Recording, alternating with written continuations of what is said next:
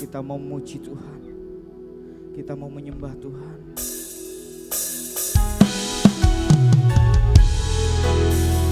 Dia yang layak berpujian, Dia yang layak untuk kita sembah, Dia yang layak untuk kita sembah. Mari kita bernyanyi untuk Dia Allah yang benar.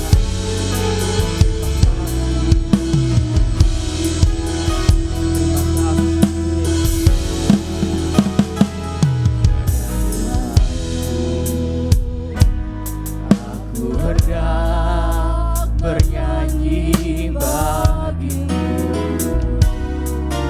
selama ku hidup, ya Allah. Aku hendak bermazmur bagimu selagi ku ada.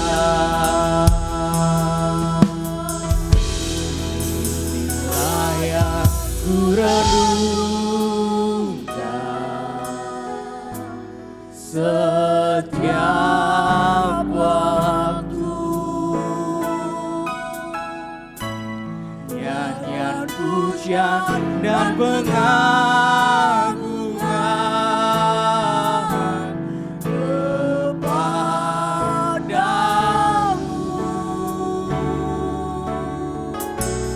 Biarlah manis kau dengar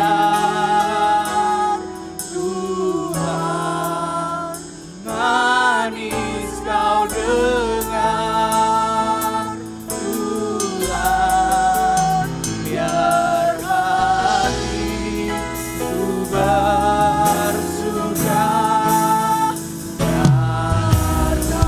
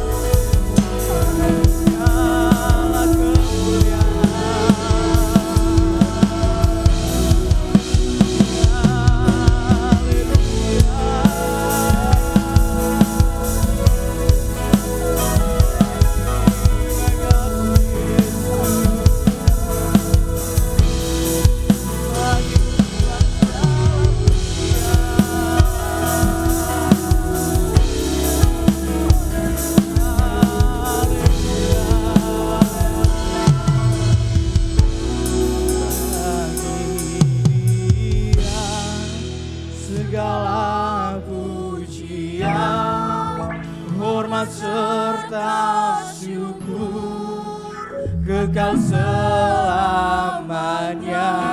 bagi Dia. Segala pujian, hormat serta syukur selama-lamanya bagi Dia. Segala pujian, hormat serta syukur kekal selamanya bagi Dia. Segala pujian, hormat serta syukur selama-lamanya bagi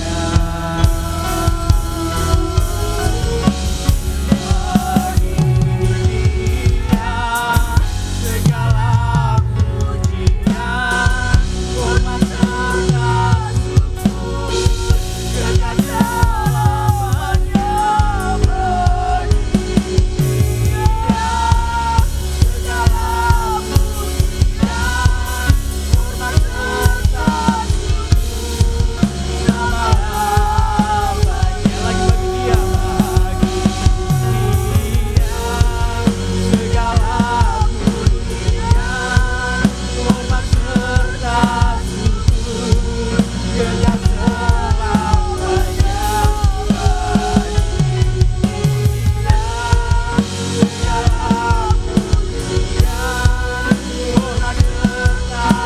Segala pujian, hormat serta syukur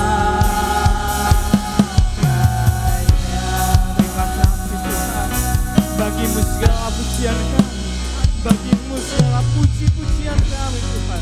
Kami percaya Engkau hadir tengah-tengah kami. Kami percaya Engkau hadir di atas setiap pujian kami Tuhan. Kami percaya lawatan Tuhan hadir pagi hari ini Tuhan. Terpujilah nama-Mu Tuhan. Kami lebih lagi bersorak-sorai bagi nama-Mu di dalam nama Tuhan Yesus. Semua yang percaya katakan amin. Silakan duduk Bapak Saudara yang dikasihi Tuhan. Haleluya. Haleluya. Lebih semangat lagi. Haleluya. Puji nama Tuhan. Mari kita bersorai-sorai bagi nama Tuhan. Allah kita Allah yang besar.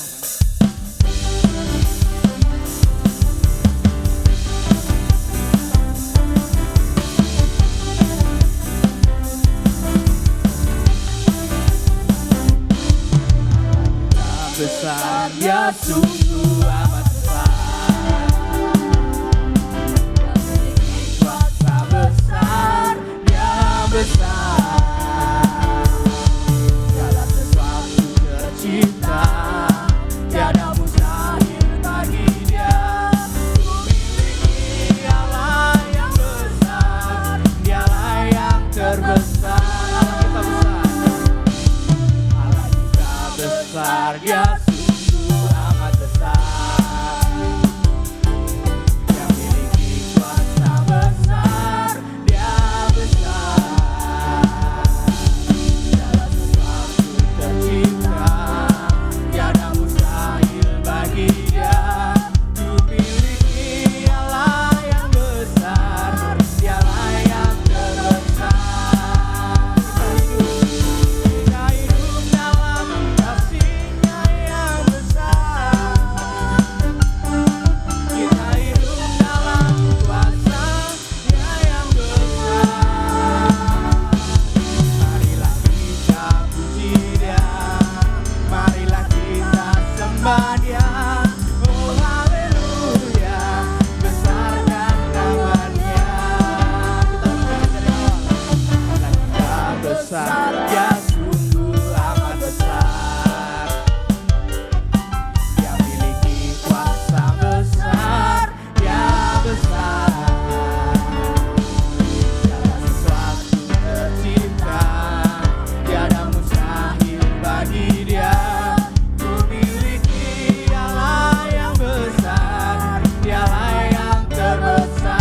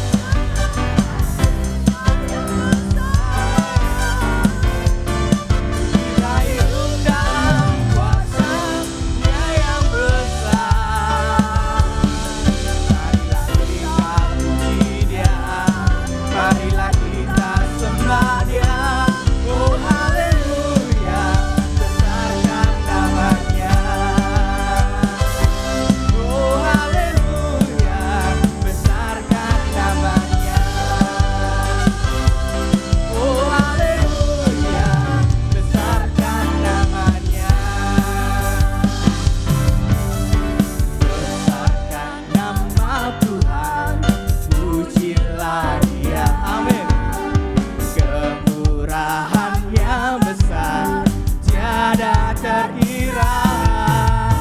Aku tak dapat balas betapa besar kasih-Nya. Oh, besarkanlah namanya. Lagi besarkan nama Tuhan. Besarkan nama Tuhan, pujilah Dia. Kemurahan-Nya besar, tiada terkira. Aku tak dapat balas betapa besar kasih-Nya. Oh, besarkanlah namanya. Dengan sungguh-sungguh Tuhan yang ajar, amin. Tuhan yang kuasa, Tuhan yang menolong hidupku, haleluya. Tuhan yang ajar, Tuhan yang kuasa, jiwaku ditebus oleh-Nya. Lagi Tuhan yang ajaib, Tuhan yang ajar, Tuhan yang kuasa, Tuhan yang menolong hidupku, haleluya. Tuhan yang ajar, Tuhan yang kuasa, jiwaku ditebus oleh-Nya. Jiwaku ditebus oleh-Nya. Jiwaku ditebus oleh-Nya. Amin. Silakan duduk kembali Bapak Saudara yang dikasihi oleh Tuhan. Mari kita siapkan hati kita untuk kita masuk dalam kebenaran firman Tuhan. Firman Tuhan sanggup pulihkan setiap hidup kita. Firman Tuhan sanggup melihat keadaan setiap hidup kita. Terima kasih Tuhan. Kekuatan kami hanya ada padamu.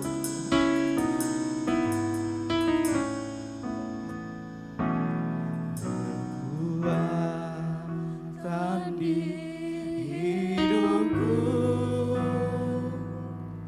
ku dapat dalam Yesus. Dia tak pernah tinggalkanku,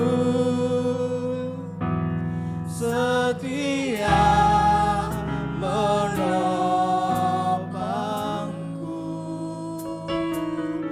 berseru berharap dalam Yesus. Ajaib Kau Tuhan,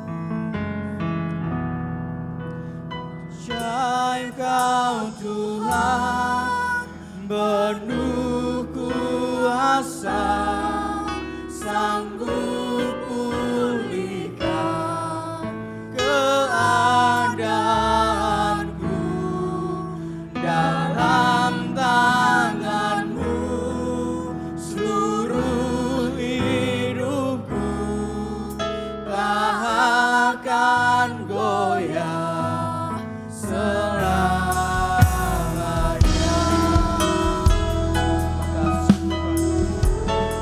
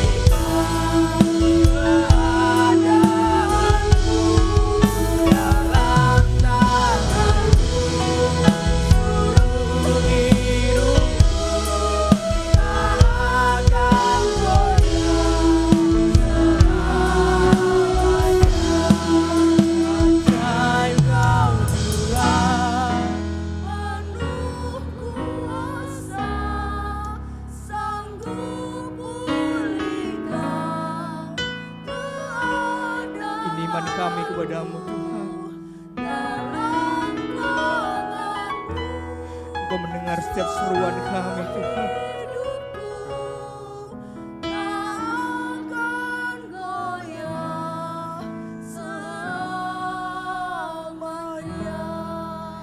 Ajaib Kau Tuhan, penuh kuasa, sanggup pulihkan keadaanku, dalam tangan-Mu seluruh hidupku tak akan goyah selamanya.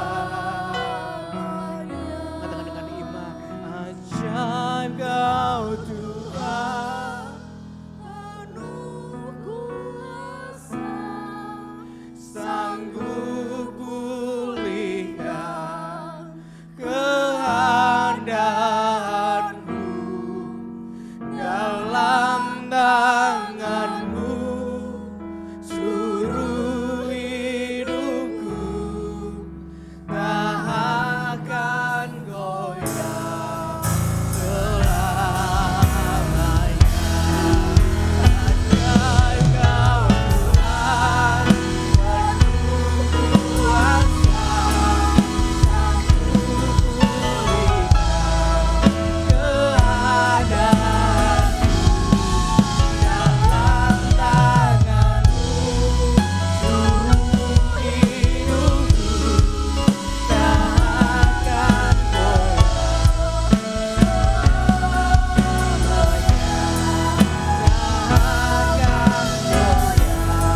akan goyah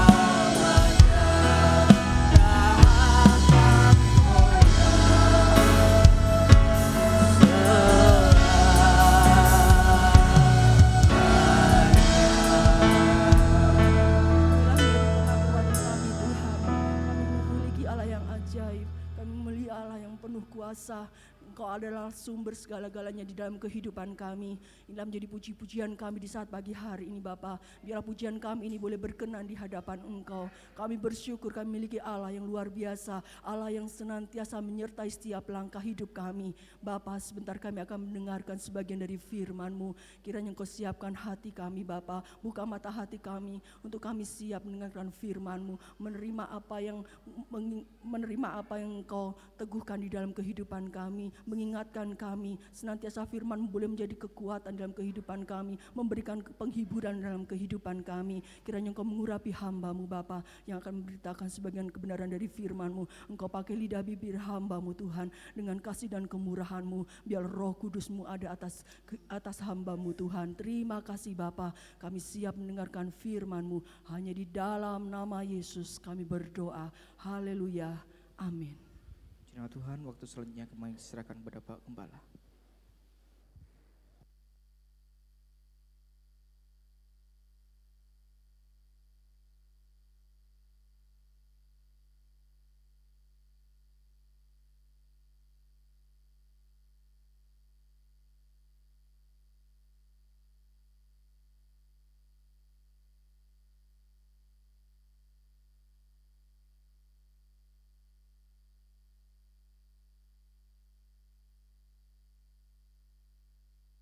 Tes. Kita sorakkan salam kita. Haleluya. Haleluya. Haleluya. Puji Tuhan. Tuhan Yesus memberkati kita semua.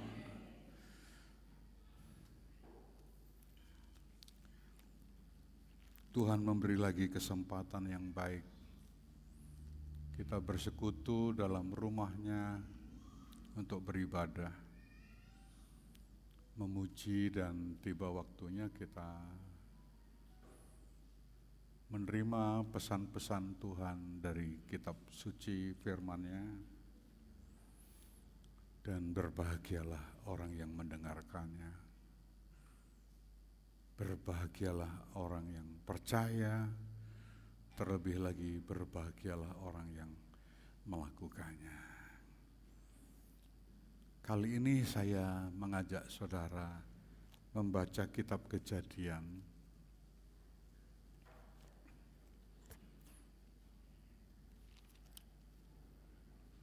Namun benang merah pesan firman Tuhan tentunya masih mengalir sejalur dengan pesan-pesan firman minggu-minggu yang sekian waktu telah saya sampaikan. Kali ini saya menyampaikan sebuah kisah dari seseorang yang tentu saudara sangat mengenalnya, apalagi saudara yang setia datang ibadah firman dan doa pada hari Jumat akan sangat mengerti tokoh kita ini, karena tokoh ini beruntun sesuai dengan pasal demi pasal kitab Kejadian saya paparkan meski dengan sederhana pada setiap ibadah firman dan doa hari Jumat petang. Kejadian 41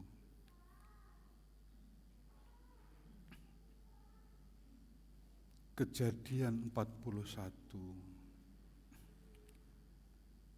kita ambil saja pada ayat 50 sampai 52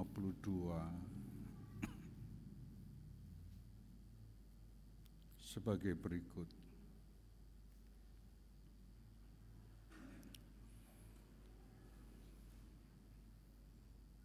Sebelum datang tahun kelaparan itu, lahirlah bagi Yusuf 2 orang anak laki-laki yang dilahirkan oleh Asnat, anak Potifera, imam di On.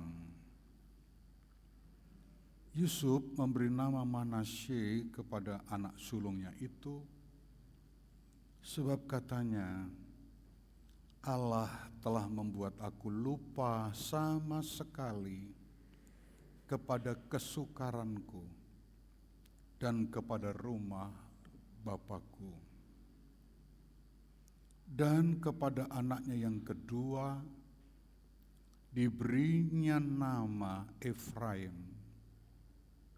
sebab katanya, Allah membuat aku mendapat anak dalam negeri kesengsaraanku. Puji Tuhan. Tokoh ini Yusuf, populer sekali.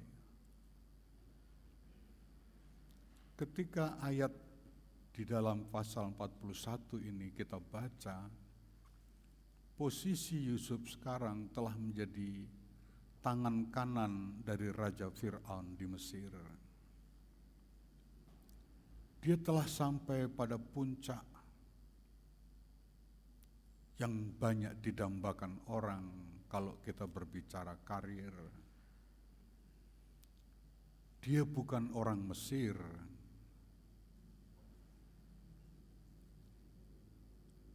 dan dia bukan lahir dari keturunan bangsawan, dari tokoh besar secara politik, secara sosial kemasyarakatan, atau tokoh ekonomi yang bermodal besar. Ia seorang rakyat biasa. Bahkan ketika dia ada di Mesir, status Yusuf adalah seorang budak belian. Budak. Budak itu manusia, tetapi tidak dianggap sebagai manusia. Budak itu manusia seperti kita, tapi penghargaan orang, nilai orang, respek orang itu, ini bukan manusia. Ini identik sama dengan barang-barang yang bisa dijual sak maunya pemiliknya. Itu sebabnya perbudakan zaman dulu sering disebut budak belian. Artinya budak yang bisa dibeli, bisa dijual sesuai kebutuhan uang yang empunya budak.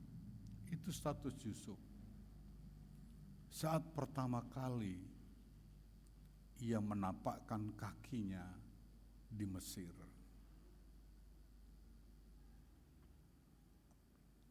Tetapi ketika kita membaca ayat ini di pasal 41, posisi Yusuf telah menjadi orang kedua yang mempunyai kekuasaan besar dari Fir'aun. Fir'aun sendiri berkata kepada Yusuf, seluruh kuasaku, wewenangku, kuberikan padamu. Hanya satu yang tidak kuberikan, tahta. Tahta sebagai raja Mesir. Cuma itu. Tapi kekuasaan, kewenangan, kebijakan itu diberikan kepada Yusuf. Jadi Yusuf membuat apa saja sah, legal. Rakyat harus mematuhi. Karena itu perintah Fir'aun.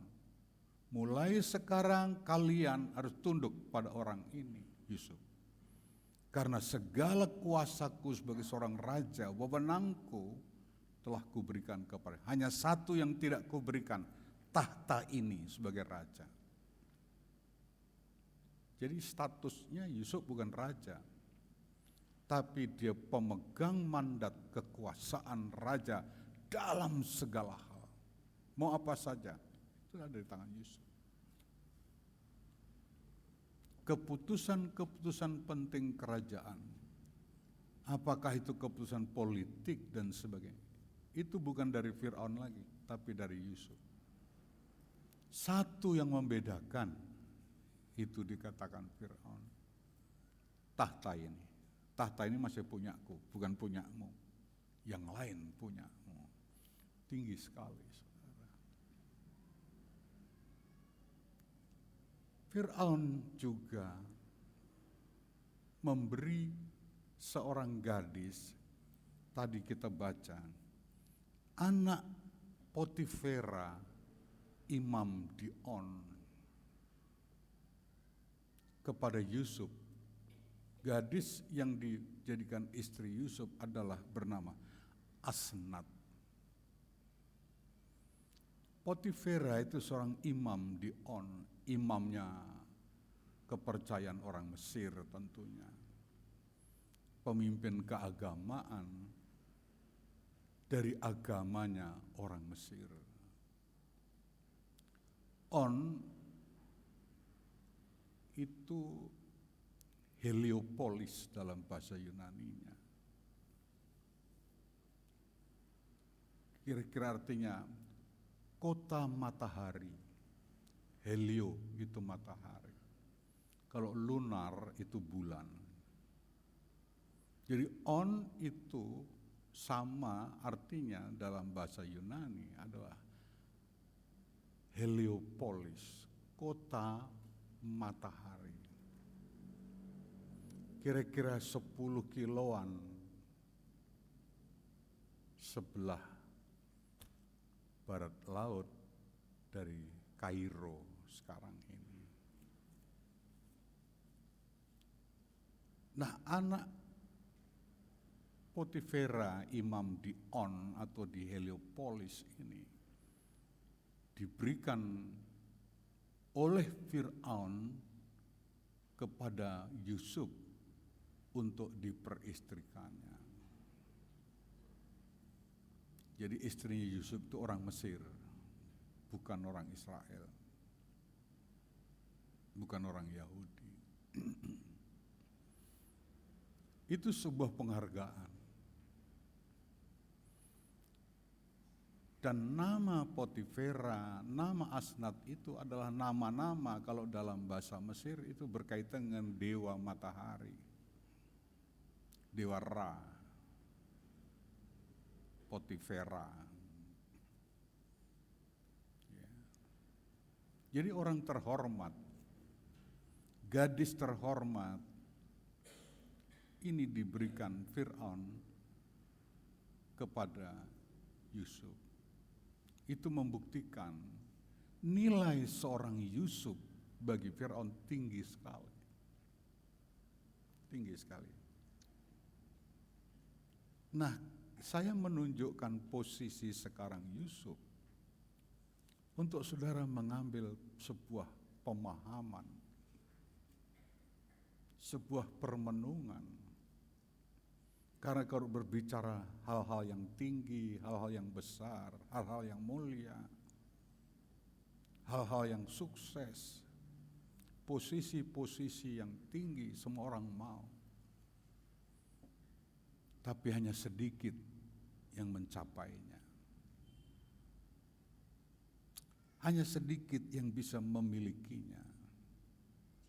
Semua orang mau, tapi hanya sedikit yang bisa mencapai posisi tingkat keberhasilan seperti itu. Ya. Adakah koneksi Yusuf di Mesir? Ya enggak ada. Dia cuma budak belian. Pertama dibawa oleh orang Midian, pedagang budak dari Midian, dibawa ke Mesir, lalu dibeli oleh seorang pejabat Mesir yang bernama Potifar.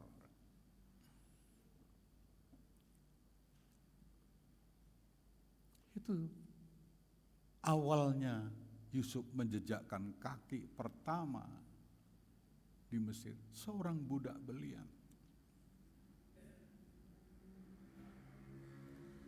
Lalu dibeli oleh seorang pejabat Mesir yang bernama Potifar.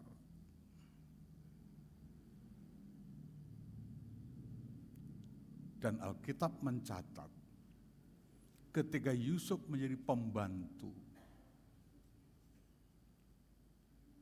apa kalau sekarang namanya, asisten rumah tangga, yang menjadi budaknya Potifar.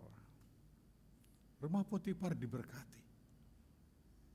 Potifar heran, wah, sejak ada Yusuf membantu rumah kita diberkati. Saudara, pengakuan ini saudara bisa ambil. Berarti ada nilai apa di balik sebagai seorang budak? Ya. Saya ulangi, kalau berbicara posisi tinggi, tingkat keberhasilan yang besar, kita mau semua. Kita mau semua. Tetapi tidak semua orang bisa mencapai di situ. Hanya sedikit. Dan di antara yang sedikit itu adalah Yusuf, budak belian. Ini luar biasa. Nah, kalau tadi saya menyebut ketika ia membantu sebagai seorang budak di rumah Potifar, Potifar kagum dan takjub dengan mengungkapkan rasa ketakjubannya. Rumah kita sekarang diberkati. Semua hasilnya baik. Sejak ada Yusuf di rumah kita. Itu ambil. Itu berarti ada sesuatu poin yang mahal pada seorang Yusuf.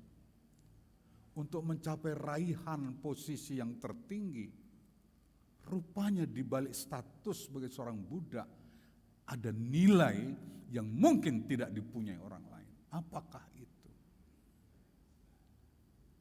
Ia menjadi berkat di segala tempat. Kenapa menjadi berkat? Ada sesuatu di dalam dirinya. Orang tidak akan takjub dan mengungkapkan statement pernyataan seperti itu kalau tidak menemukan sebuah nilai pada orang ini.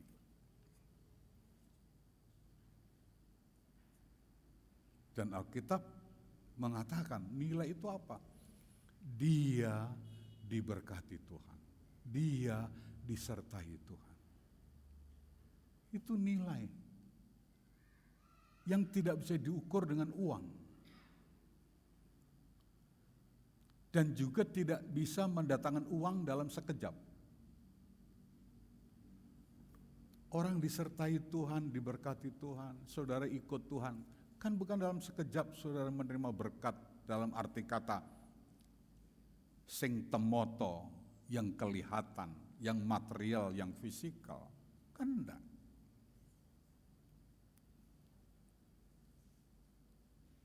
Apakah Yusuf ketika diberkati Tuhan jadi orang kaya? Enggak, dia budak. Apakah ketika seorang Yusuf itu disertai Tuhan,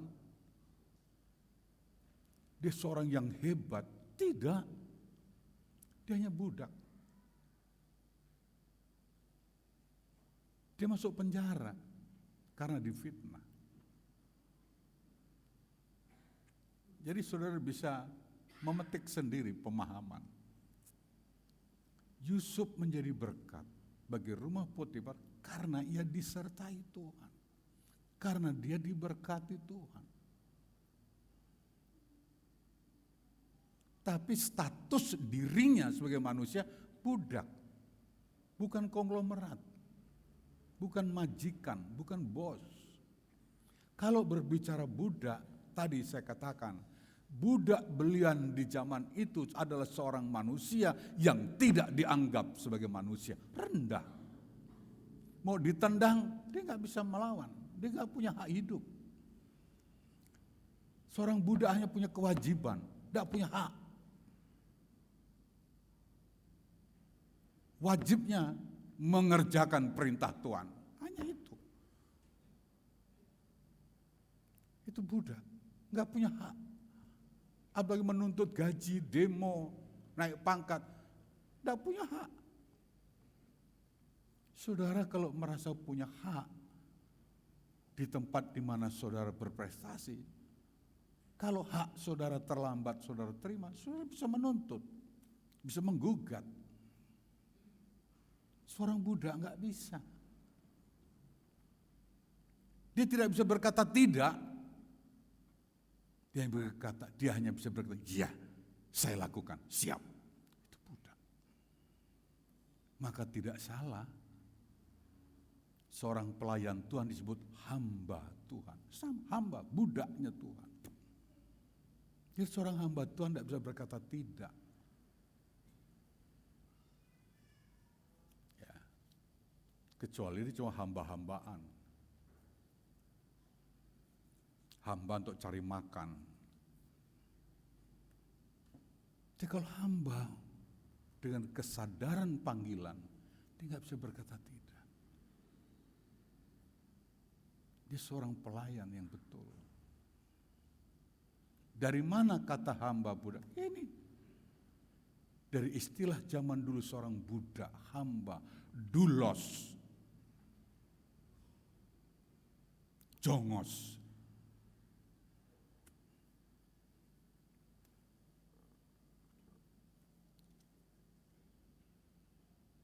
Tetapi dalam diri seorang Yusuf manusia yang tidak dianggap sebagai manusia ada nilai. Nilai itu adalah penyertaan dan berkat Tuhan. Kenapa dia disertai? Kenapa dia diberkati? Ya tentu ada sebabnya. Semua itu ada latar belakang. Ada hukum kausalitasnya di sini.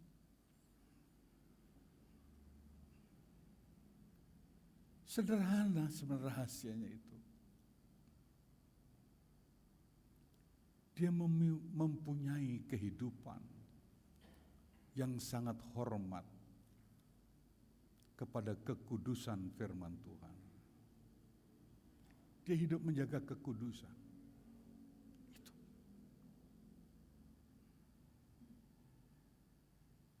Itu kuncinya. Ketika dia menempatkan kekudusan firman itu dijunjung tinggi, ketika itulah Allah menyertainya. Walaupun budak, tapi penyertaan Tuhan. Saudara jangan anggap Tuhan itu seperti bos di dunia ini.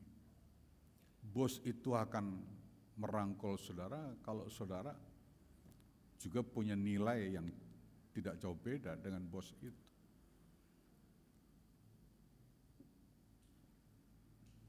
Tapi Yusuf dinilai hanya budak. Tapi dalam budak ini ada nilai yang sangat sesuai dengan hati Tuhan. Itu rahasia. Silakan sudah ambil sendiri apa yang saya sampaikan ini, renungan-renungan. Untuk mencapai tingkat hidup keberhasilan seperti itu. Ada proses yang dilalui oleh Yusuf.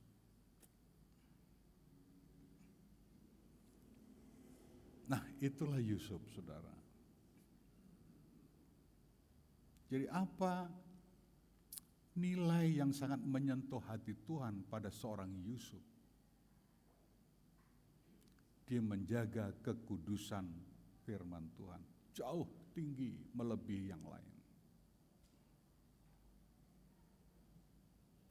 Loh, Yusuf itu kalau tidak menjunjung tinggi kekudusan firman, di rumah Potifar nasibnya berubah.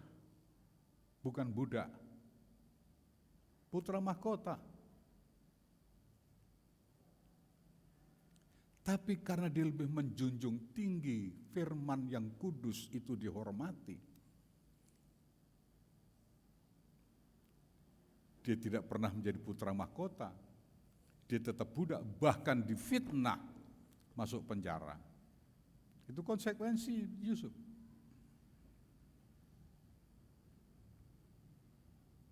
Dia diiming-iming sama istri Potifar. Yusuf, ayo tidurlah samaku. Nah, kalau Yusuf mau melayani istri Potifar, nasibnya bukan budak lagi di rumah itu, putra mahkota bagi istri Potifar. Secara materi akan berkelimpahan. Secara kenyamanan daging nafsu akan dinikmati tiap saat. Tapi karena dia lebih menjunjung firman itu kudus, dia tolak. Ini tidak mudah untuk zaman hari ini, anak-anak muda dan saudara. Di satu sisi ada tawaran materi, kenikmatan, kemudahan, proses-proses yang seperti main sulap, but atau di sana. Itu godaan kita. Tapi yang dicari Tuhan adalah orang yang berani berkata tidak terhadap tawaran-tawaran kenikmatan. Karena apa? Menjunjung tinggi kekudusan Tuhan. Disitulah nilai yang dimiliki Yusuf. Sehingga ia kemanapun pergi mengalami penyertaan dan berkat Tuhan. Potifar kagum. Rumah kita sejak ada Yusuf diberkati ya. Rumah kita sejak ada Yusuf beda suasananya. Rumah kita wow.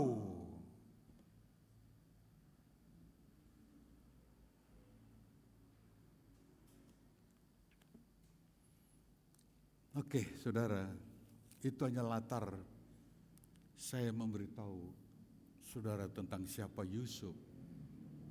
Yang ketika ayat mas kita baca bersama tadi, posisi dia sudah menjadi orang kedua tangan kanan dari Raja Fir'aun di Mesir. Dia diberi seorang gadis yang bernama Asnat, putri Potifar, imam keagamaan Mesir di Heliopolis, di sebuah kota yang dipercaya sebagai kota matahari. Kota yang mistis ini berarti mengandung daya mistis. Berarti imam ini imam yang dihormati dalam keagamaan Mesir. Anaknya diberikan Fir'aun kepada Yusuf. Setelah mereka menjadi suami istri, ayat yang kita baca tadi, Yusuf memperoleh 2 orang anak laki-laki. Yang sulung diberi nama Manasye dan yang kedua bungsu diberi nama Efraim. 2 anak ini nanti mendapat jatah bagian dari tanah warisan perjanjian di Kanaan. Loh, kok 12? Kok 2? Yaitu satu paketnya Yusuf. Yusufnya 1 orang, dia punya anak laki. Yusuf tidak mendapat jatah tanah perjanjian. Jatah Yusuf diberikan pada 2 anak laki-laki. Maka dalam pembagian tanah warisan di perjanjian, tanah perjanjian Kanaan, ada daerah nama daerah Manasye, ada daerah namanya Efraim. 2 anak laki-laki. Tuh, Yusuf seorang kok diganti 2? Berarti nanti 13 dong. Kan anak Yakub Israel itu 12 suku. Termasuk Yusuf. Nah, kalau Yusuf diberikan kedua anak, berarti 13 dong nanti. Padahal tanah itu hanya dibagi 12. Iya, 13 memang. Tetapi dikurangi 1 ketika Lewi tidak mendapat jatah tanah. Mengapa? Karena Lewi dipercaya Tuhan bekerja full di bidang pelayanan Bait Allah. Itu tradisi kita GPDI.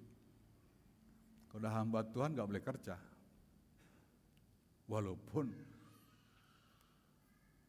tidak diatur secara ketat, tapi ada pemahaman seperti itu. Jadi satu keturunan Yakub yang bernama Lewi melahirkan suku Lewi, dia tidak mendapat jatah tanah perjanjian di Kanaan. Maka tadi Yusuf jatahnya 2 karena untuk anaknya 2. Loh, itu 13 dong. Iya, 13 karena dikurang 1, 12.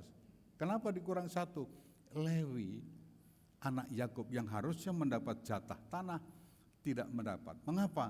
Karena Tuhan mempercayakan dia pelayanan di Bait Allah. Kamu gak usah ngurus tanah, kamu pelayanan. Inilah tradisi yang dipakai GPDI. GPDI kok udah kerja buat Tuhan, ya kerja buat Tuhan. Mati hidup, makan gak makan, kerja buat Tuhan. Ya orang Lewi. Ya dari mana Lewi hidup? Karena gak punya tanah.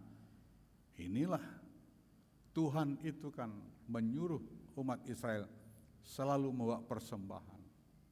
Segala jenis persembahan termasuk perpuluhan.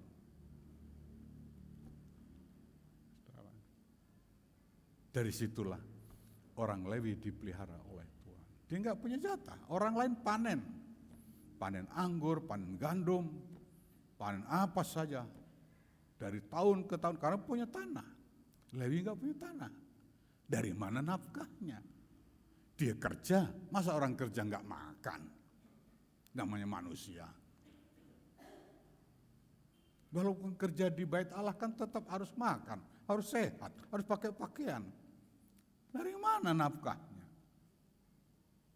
Tuhan perintahkan kalian umat Israel, bawa persembahan ini, bawa persembahan, bawa persembahan, bawa persembahan ini.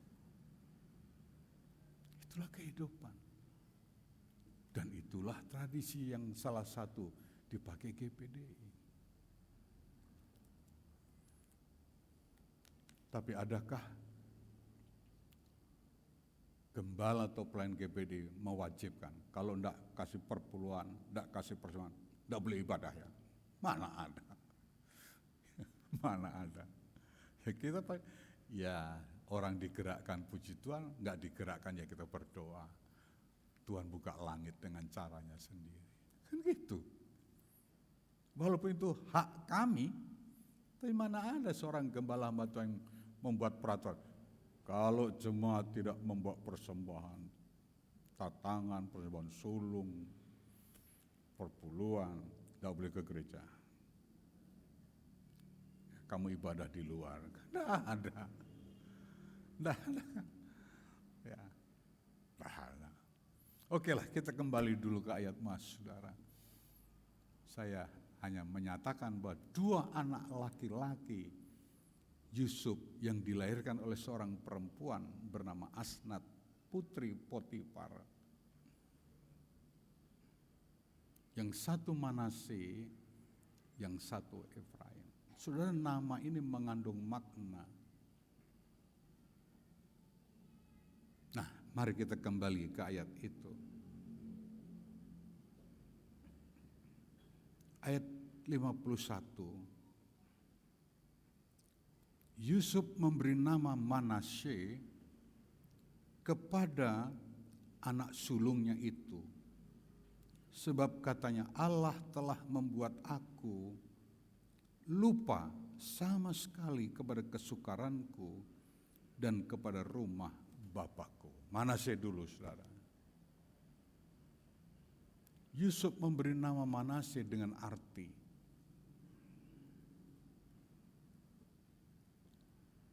Tuhan, Allah telah membuat aku lupa kepada segala bentuk kesukaranku. Oke, itu intinya situ. Jadi sekarang dengan hadirnya Manasye, Yusuf ingin membuat proklamasi, kesaksian. Allah sudah melupakan aku kepada kesukaranku. Artinya apa? Hidup Yusuf itu selalu dalam kesukaran.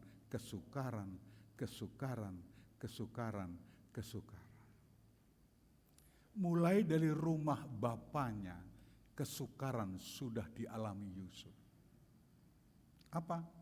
Dicemburui abang-abangnya. Yusuf itu kan bontot, laki-laki. Kakak-kakaknya yang tadi saya sebut, berapa dari 11 tadi, rata-rata cemburu karena Yusuf anak bungsu. Ya, namanya anak bungsu, dekat dengan orang tuanya.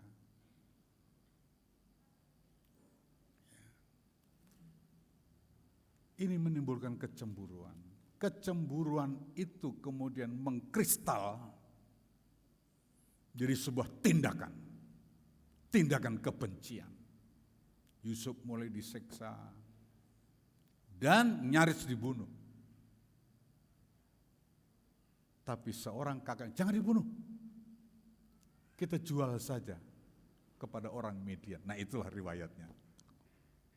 Kenapa Yusuf jadi budak belian? Dijual saja. Harusnya dibunuh. Dimasukkan sumur oleh kakak-kakaknya karena kebencian. Hati-hati saudara ya. Kedengkian jangan biarkan lama ya. Nanti dia akan berubah bentuk dari sebuah rasa menjadi tindakan. Hati-hati ya. Kebencian itu rasa kan. Rasa iri, rasa, rosok. Tapi kalau rasa ini kita pelihara, nanti jadi bentuk. Jadi sebuah tindakan. Tindakan kebencian, tindakan fitnah, tindakan mengganggu, merusak. Ya, hati-hati ya. Ini pesan. Yang datang Jumat sudah tahu kisah ini semua. Karena semua ini saya bahas di hari Jumat walaupun sederhana. Ya. Rasa iri semua orang mempunyai, gak usah disangkal lah, termasuk saya. Ya. Tetapi rasa iri tergantung kita, mau kita pelihara besar, berbuah-buah, atau kita matikan, tergantung kita. Kitalah yang harus menentukan. Tapi iri itu ada di kita, itu rasa. Tapi rasa ini kalau tidak kita padamkan dengan pengorbanan tentu ya, dengan pengasihan, dia berkembang jadi sebuah tindakan. Ya, Anda itu akan selalu melakukan tindakan untuk orang itu sakit. Nah, ketika saudara melakukan tindakan orang sakit, orang nggak merasa sakit, Anda yang menderita.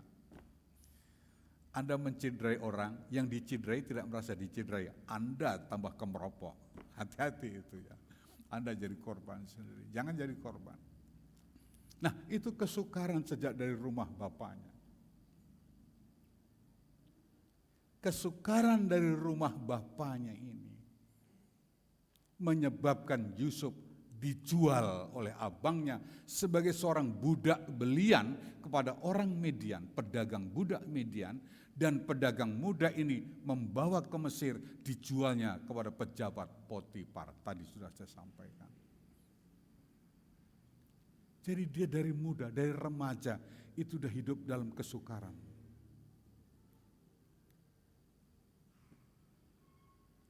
Nah, inilah yang saya katakan benang merah khotbah-khotbah yang lalu. Hidup dalam kesukaran. Hidup dalam kesulitan. Hidup di dalam keterpepetan. Di rumah Potifar dia difitnah. Lalu kemana? Masuk penjara. Karena istri Potifar marah. Diajak tidur bersama enggak mau. Yusufnya lari, ditarik, jubahnya lepas. Jubah ini jadikan bukti istri Potifar. Woi tolong, Yusuf budak di rumahku mau memperkosa aku. Ini jubahnya ketinggalan. Fitnah itu membawa Yusuf masuk penjara. Kesukarannya berkembang. Itulah ya, itu Yusuf. Jadi saudara jangan berpikir kenikmatan sebagai orang kedua Fir'aun bukan sesuatu yang gratis. Bukan sesuatu yang datang dari langit plok, Yusuf, kau jadi orang besar. Tidak, melewati kesukaran. Tapi kenapa kesukaran itu tidak membuat dia lemah? Tadi itu, dia sadar kekuatan dia dari Tuhan, dari firman-Nya. Firman itulah yang menjadi kekuatan, saudara. Kesukaran dialami. Sebagai manusia pasti dia lemah. Tapi kenapa dia tidak lemah? Diingat firman Tuhan, itu kekuatan. Ini pesannya kan. Kita lemah. Apakah saudara rasa, saudara pikir saya itu orang paling kuat, biar saya berkhotbah sekian kali dalam seminggu? Saya juga manusia biasa. Dalam hal tertentu saya juga lemah, tak berdaya. Pikiran saya juga macam-macam. Tapi kalau kelemahan itu bisa saya lewati, saya bisa naik lagi khotbah, saya berjalan lagi ke gereja khotbah, saya jalani. Saya tahu Tuhan itu kekuatanku.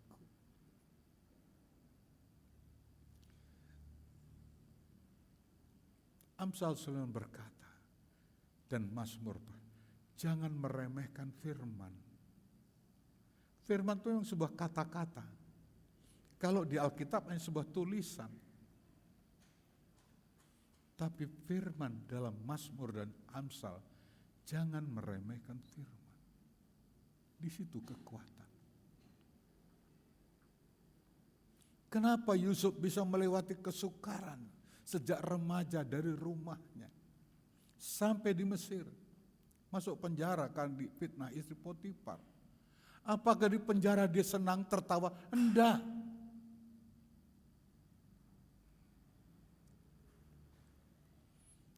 Di penjara dia juga dibodohi, dikadali sama seorang pejabat yang korup, satu kamar dengan dia. Nelongso, itu kesukaran Yusuf. Tetapi sekarang dia berkata kepada kita, Tuhan sudah melupakan aku pada kesukaran. Tuhan sudah mengubah sekarang kesukaranku menjadi sebuah nilai yang mahal. Ini kan, di mana dia memproklamasikan kesaksiannya ketika lahir anak sulungnya Manase. Oh, Manase Tuhan beri. Ini tanda Allah membuat aku lupa kepada kesukaranku dan rumah Bapakku. Dia rindu pada Bapaknya. Itu kesukaran, kerinduan, homesick. Itu kesukaran. Coba anak-anak saudara yang pergi keluar kota, seminggu, 2 minggu itu homesick itu. Saudara Bosco waktu tinggalkan Jogja pulang ke Batam, jadi dengar kalau nonton ini. Hampir tiap jam telepon itu, tante gimana? Oh, gombal ini. Perasaan homesick. Om saya balik lagi ke Jogja ya om. Saya balik lagi ke Jogja. Itu. Semua orang yang pergi keluar kota, saudara yang punya anak yang baru saja pergi keluar kota, jangan kaget. Sebentar di telepon, itu homesick, ada waktunya. Nanti kalau anak saudara sudah mulai adaptasi dengan lingkungan luar kota, ya dia sudah mulai lupa saudara. Jadi jangan anakku selalu saya bukan lupa, memang sudah perasaan sudah berubah, bukan homesick lagi. Ya, hati-hati ya. Jangan anaknya baru keluar kota, kuliah kerja, jangan, aduh mesake anakku, bukan mesake, memang dia homesick. Itu paling 2 mingguan. Nah, ayo. Jadi kalau 2 minggu sudah mulai jarang ditelepon, ojo nesu-nesu, kowe kok sekarang telepon, dia udah sibuk di sana. Gitu ya, Mbak Naning ketawa. Baru keluar kota. Nah, itu kesukaran buat Yusuf. Allah telah membuat aku lupa kepada kesukaranku dan rumah Bapakku. Dia rindu. Kayak apa Bapakku? Anak kesayangan hilang. Bapaknya tahunya Yusuf itu dimakan hewan. Karena jubah yang diberi bapaknya oleh abangnya saat menjual dicelupkan ke darah domba. Lalu abang yang menipu bapak, Yusuf sudah dimakan hewan buas. Ini jubahnya berdarah-darah. Itu. Ya. Dia mengingat bapaknya pasti menderita. Kehilangan Yusuf. Itu kesukaran. Tetapi saudara, kisah cerita ini pasti bermakna bagi hidup kita, manusia pada umumnya. Karena ia bukan sekedar cerita, dia ingin menggugah hati manusia, menggugah hati saudara, menggugah hati kita, bahwa hidup ini memang penuh kesukaran.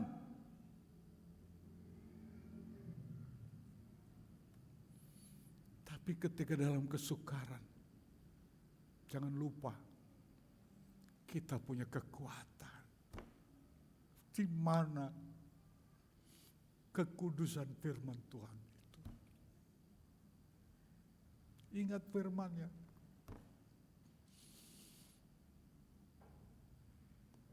Ketika kamu merasa seperti gak ada harga, kok sukar ya, gak ada harga diriku. Tidak ada orang menghargai aku seperti orang terbuang. Ingat, ada Tuhan yang tidak pernah membuang kita. Ada Tuhan yang memberikan firman, dan firman itu kekuatan.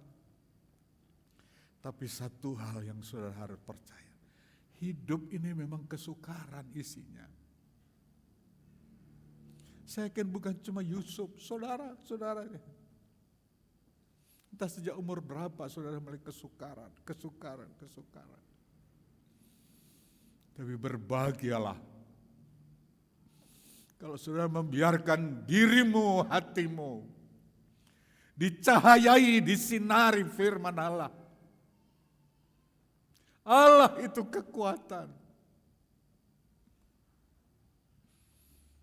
Saudara akan bertahan seperti Yusuf.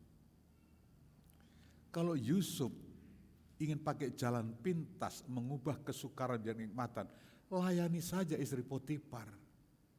Apa susahnya kesukaran yang diubah menjadi kenikmatan, kepuasan seorang putra mahkota? Apa susah? Tapi dia berkata apa? Kalau aku berbuat ini kejahatan besar. Ayo kita baca dulu ya. Saya tunjukkan betapa dia menghargai firman itu. Kejadian 39. Kejadian 39. Ayat 8 kita mulai. Saat dia mulai dirayu oleh istri Potifar untuk tidur bersamanya. Ini jawaban Yusuf.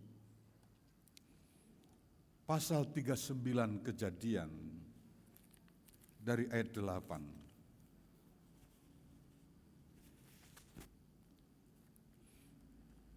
Tetapi Yusuf menolak dan berkata kepada istri tuannya ini, dengan bantuanku, tuanku itu tidak lagi mengatur apa yang ada di rumah ini. Dan ia telah menyerahkan segala miliknya kepada kekuasaanku.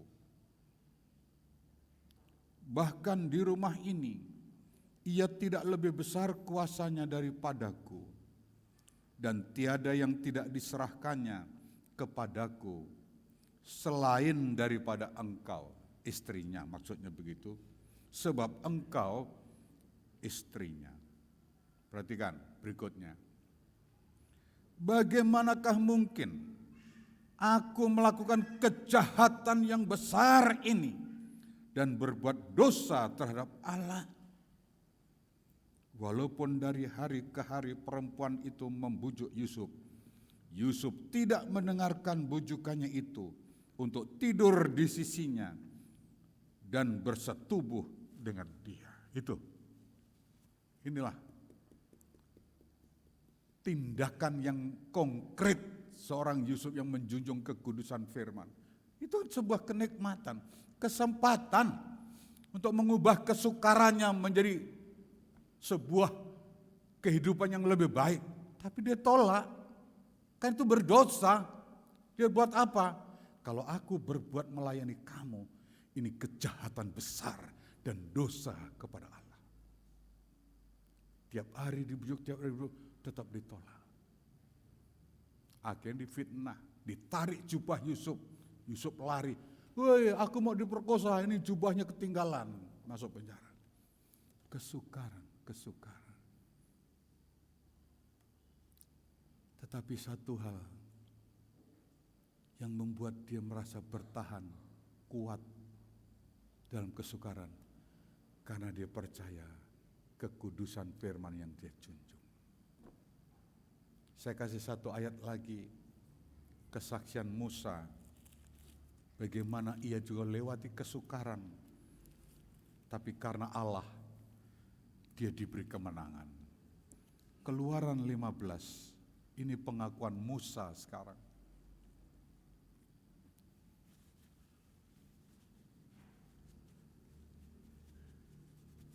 Keluaran 15, ayat 1, ayat 2. Nyanyian Musa dan Israel. Pada waktu itu Musa bersama-sama dengan orang Israel menyanyikan nyanyian ini bagi Tuhan yang berbunyi, baiklah aku menyanyi bagi Tuhan, sebab ia tinggi luhur, kuda dan penunggangnya dilemparkannya ke dalam laut. Maksudnya kuda dan prajurit Fir'aun yang ngejar dia ditenggelamkan di laut. Tuhan membuka laut terbelah dengan mujizat. Musa dan Israel berjalan, dikejar tentara Fir'aun tenggelam di laut. Selamat. Inilah ucapan syukur nyanyian Mazmur setelah keluar dari bahaya besar itu. Ayat kedua, Tuhan itu kekuatanku dan mazmurku. Itu jelas. Ia telah menjadi keselamatanku. Ia Allahku, kupuji dia. Ia Allah Bapakku, kuluhurkan dia. Musa sadar, aku terlepas dari kesukaran, dari bahaya, karena Allah kekuatan keselamatanku. Pada waktu dalam kesukaran menghadapi Laut Merah, siapa yang menolong? Tidak ada. Laut Merah tidak ada perahu, tidak ada jembatan. Di sana tentara Fir'aun sudah dekat, akan membunuh mereka semua. kemana larinya? Tidak ada.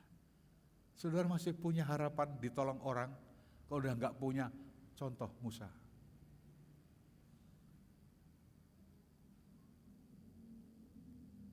Saudara merasa sudah tidak ada uluran tangan saudaramu, sudah merasa sahabatmu tinggalkan engkau di tengah kesukaran, sudah merasa nggak ada apa-apa, sudah habis, hopeless semuanya, masih ada satu, Allahku, kekuatanku, keselamatan. Ke sana. Sekarang setelah ia menikmati keselamatan, dia bernyanyi bersama jemaah Israel di seberang laut sana. Dari sana dia nyanyi, Allah kekuatanku, Allah keselamatanku. Tentara Mesir dilemparkannya ke laut, Allah keselamatanku, Allah kekuatanku. Saudara bisa mengambil makna dari kisah sederhana ini. Manase, anak sulung Yusuf, menjadi proklamasi bagi Yusuf. Allah sudah membuat aku lupa terhadap kesukaranku dulu. Lupa kepada perasaan rumah Bapakku, homesickku. Aku sudah dihibur oleh Tuhan. Ada satu waktu, tapi waktu itu perlu saudara telateni. Allah menghiburmu. Allah meneguhkanmu. Allah mengangkatmu lebih baik. Tapi sebelum sampai ke situ, bertekunlah, bersabarlah. Terus jaga kekudusan firman. Ya, ini kan pesan-pesan firman dari minggu-minggu lalu. Bertekun, bersabar dalam kesulitan demi kesulitan. Hidup ini adalah kesukaran, kesukaran, kesukaran, kesukaran, kesukaran, kesukaran. Dan berbahagialah orang yang ada di dalam kesukaran sebagai seorang yang kuat. Tapi dari mana kekuatan? Saya gak kenal konglomerat, gak kenal kolega, gak kenal relasi, gak punya koneksi. Dari mana ada satu? Allahku adalah kekuatanku. Allahku adalah keselamatan. Allahku adalah mazmur. Bangunlah hatimu. Jangan susah, saudara. Memang ada susah, ada khawatir, tapi jawablah dengan tengadah ke atas. Ada Allah kekuatan dan tidak membiarkan kita. Tuhan Yesus memberkati. Tak usah ku takut, Allah menjagaku. Tak usah ku bimbang, Allah memelihara. El Shaddai, El Shaddai. Kita berdiri, saudara.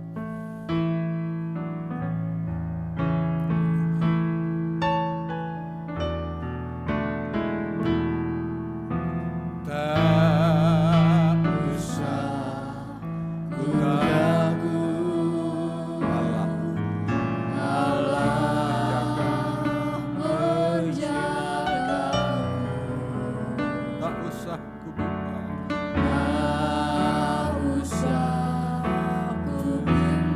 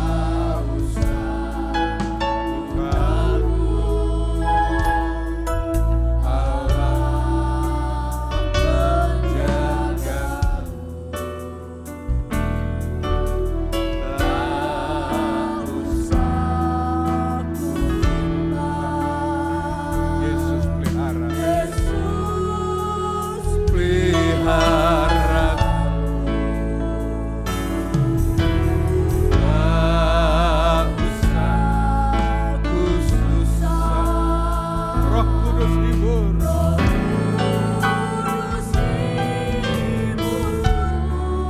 Tak usah ku cemas,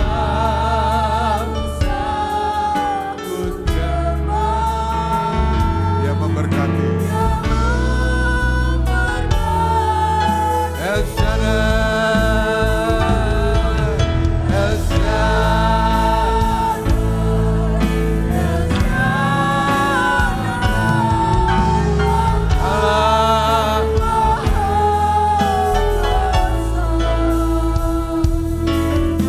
Ya besar, ya besar, El Shaddai.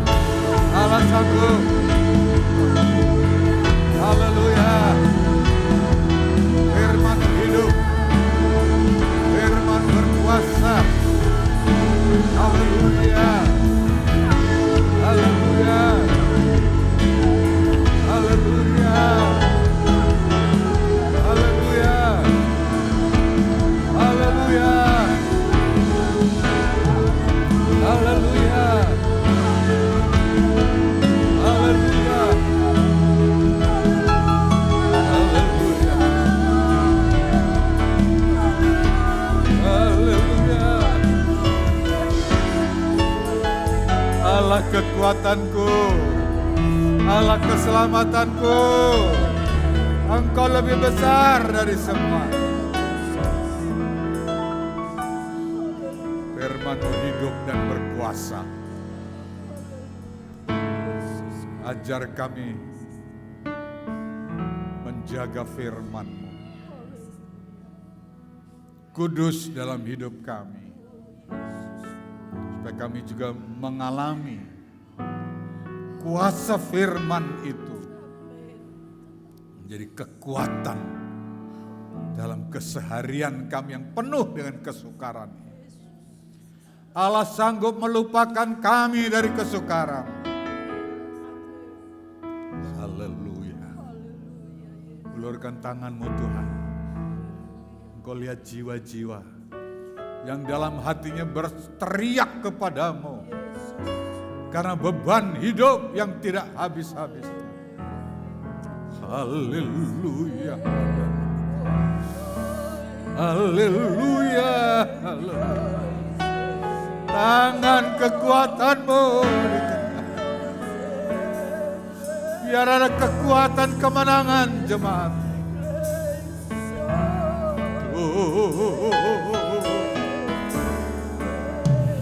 Haleluya. Yesus. Haleluya. Kemenangan dari haleluya. Satu persatu Tuhan jamah hidup jemaat. Di tengah pergumulan kesukaran, mereka boleh melihat tangan Tuhan nyata. Terima kasih. Biar mereka juga bersaksi seperti Yusuf. Allah sudah melupakan aku dari kesukaran. Biarkan jemaat-Mu bisa bersaksi. Bisa mengungkapkan rasa syukur. Seperti Musa. Allah kekuatan. Terima kasih. Diberkati semua orang yang percaya. Menghormati firman. Kami terima dengan syukur. Jadilah seperti kehendak. Dalam nama Tuhan Yesus Kristus. Haleluya. Yang percaya katakan. Silakan duduk saudara. Nanti sore ada ibadah lagi pukul 17 jam 5 sore. Nanti ada ibadah petang. Selasa Kamis ada doa rantai dari jam 10. Komisi-komisi sudah bisa lihat sejak hari Rabu sampai Sabtu. Hari Jumat ada ibadah firman dan doa. Saudara datang belajar firman dan berdoa dari jam 6 sore. Kita terus berdoa untuk jemaat. Terima kasih Pak Pardianto, Tuhan berkati, sudah hadir di gereja, sudah melewati masa pemulihan operasinya. Kita berdoa tentunya untuk Sita, semoga Sita juga semakin lebih baik. Kita berdoa juga untuk Bapak Tarman, supaya selalu diberi kekuatan dan penghiburan, pemulihan yang sempurna dari kondisi tubuhnya yang lemah. Demikian saudara, mari kita berdiri dan kita akhiri ibadah di dalam doa.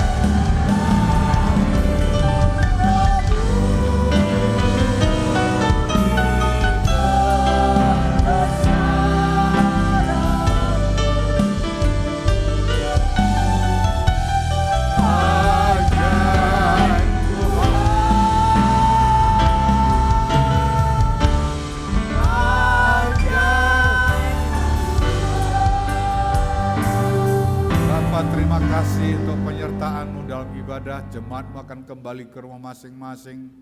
Besertalah kepada mereka dengan penyertaan perlindungan yang sempurna, tiba di rumah, di tempat mereka menginap, bertempat tinggal dengan selamat, sehat walafiat, kendaraan yang ditumpangi juga diberkati oleh Tuhan. Diberkati mereka dalam hidup sehari-hari, bahkan dalam pergumulan kesukaran mereka. Nyatakan bahwa Engkau lebih besar dari kesukaran. Allahku, segala-galanya Engkau. Diberkati usaha mereka, keluarga, masa depan anak-anak mereka yang sedang dalam proses mereka menapak ke atas. Biarkanlah mereka mengambil teladan seorang Yusuf.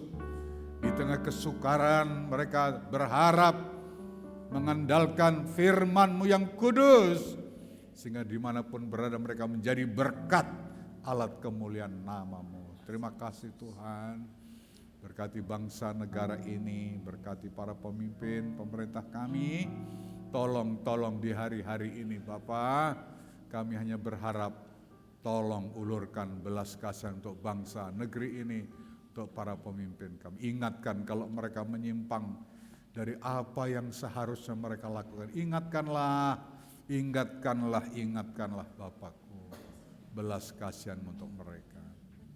Diberkati para pelayan yang berlelah hari ini. Diberkati juga persembahan yang tidak disampaikan jemaat melalui amplop-amplop yang telah disediakan. Kuduskan hati mereka.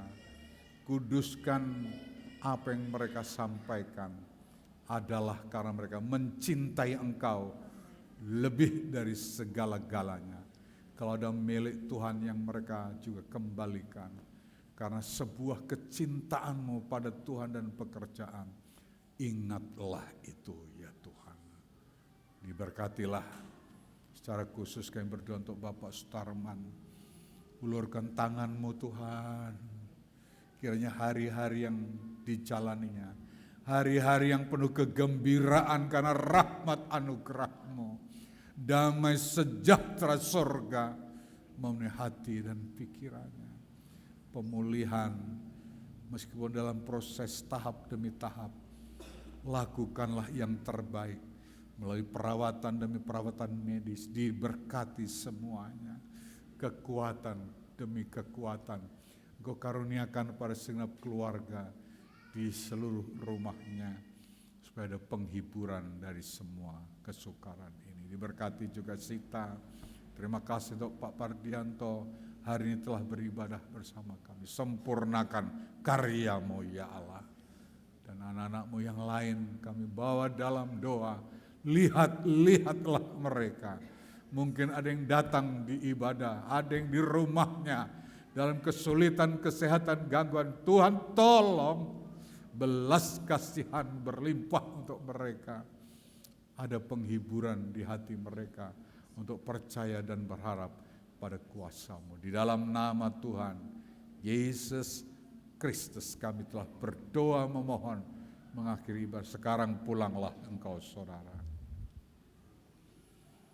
Dengan percaya-Mu terimalah segala kelimpahan berkat, damai sejahtera dari Allah Bapa, kasih sayang Yesus dan persetujuan Roh Kudus atas kita selama-lamanya. Wajah Tuhan menyinari-Mu, tangan Tuhan menggendong-Mu, sampai Maranatha di dalam nama Tuhan Yesus Kristus. Haleluya, haleluya. Bersama kita katakan,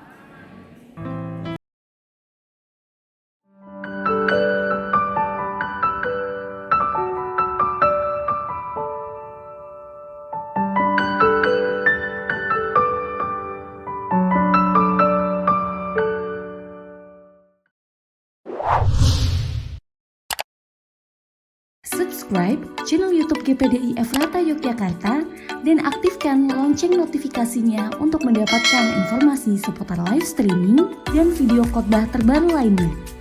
Tombol subscribe berada di kanan atas channel kami dan jangan lupa klik tombol loncengnya. Tuhan Yesus memberkati.